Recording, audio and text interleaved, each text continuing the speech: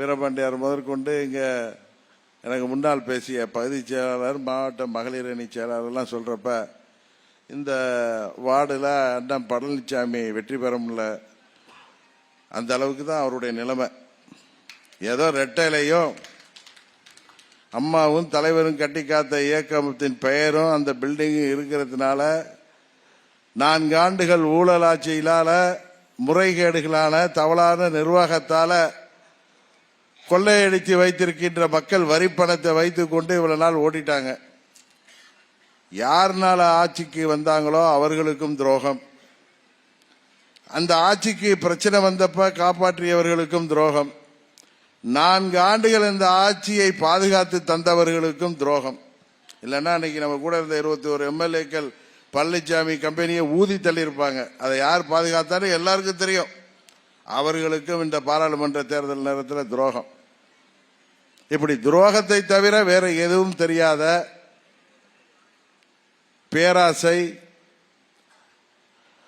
சுயநலம், பதவி வெறியை தவிர வேறு எதுவும் தெரியாத ஒரு சில நபர்களால் இன்றைக்கு புரட்சி தலைவர் துரோகத்திற்கு எதிராக உருவாக்கிய இயக்கத்தில் அம்மா அவர்கள் கட்டி காத்த இயக்கத்தை இன்றைக்கு அபகரித்து விட்டிருக்கிறார்கள். இப்ப நான் நிர்வாகிகளாக இப்ப சேலம் மாவட்டமே இருக்கட்டுமே, இங்க என்னதான் நம்ம தேர்தல் வச்சாலும் யாரை வீரபாண்டியார் பரிந்துரை செய்கிறாரோ அவர் தான் வெற்றி பெறுவார், இல்லை அவரை தான் நம்ம நிர்வாகியை நியமிப்போம். அதுபோல 4 ஆண்டுகள் முதலமைச்சராக இருந்தப்ப அம்மாவுடைய இயக்கத்தில் பல பேரை தன் வசப்படுத்தி, இன்னும் சொல்ல போனா டெண்டர்களை எல்லாம் காட்டி தனக்கு வேண்டியவர்களை பதவியிலே நியமித்து அல்லது இருந்தவர்களை தனக்கு வேண்டியவர்களாக்கி இன்றைக்கு தன்னைத்தானே பொதுச் செயலாளராக அறிவித்திருக்கிறார் பழனிசாமி.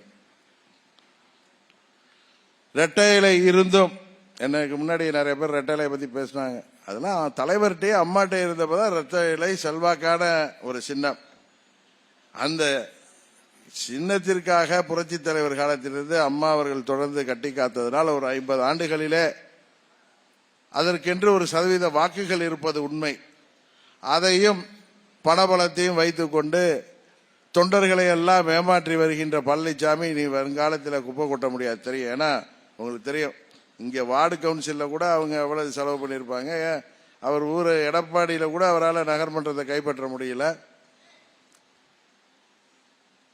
2019 பெரிய கூட்டணி அமைச்சிருந்தாங்க, ஆட்சி அதிகாரம் கையில் இருந்துச்சு. ஊழல் முறைகேடுகளால் கிடைத்த பணபலத்தை வைத்து எவ்வளவோ செலவு செய்தும் அவர்களால் வெற்றி பெற முடியவில்லை.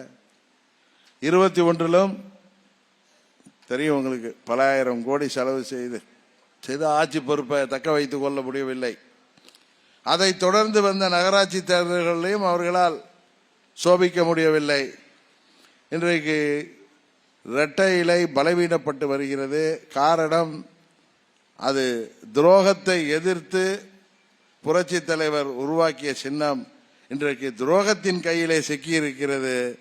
எப்படின்னா புரட்சி தலைவர் படத்தில் வர்ற வில்லன் எம்என் நம்பியார் கையிலேயோ PS வீரப்பா கையிலேயோ அந்த சின்னம் சிக்கியிருக்கிறது என்பதை தமிழ்நாட்டு மக்கள் உணர்ந்து வருகிறார்கள். பாவப்பட்ட தொண்டர்கள், அங்கே கட்டுண்டு கிடப்பவர்களும் இன்னும் இந்த பாராளுமன்ற தேர்தலுக்கு பிறகு அவர்களும் பழனிசாமி என்ற மாய வலையில் இருந்து விடுபடுவார்கள். அம்மாவின் உண்மையான தொண்டர்கள் அனைவரும் நம்மோடு இணைவார்கள் என்பதை மாத்திரம் இந்த நேரத்தில் கோரிக்கொள்ள கடமைப்பட்டிருக்கின்றேன். செய்திகளை உடனுக்குடனும் துல்லியமாகவும் தெரிந்து கொள்ள சப்ஸ்கிரைப் பண்ணுங்க.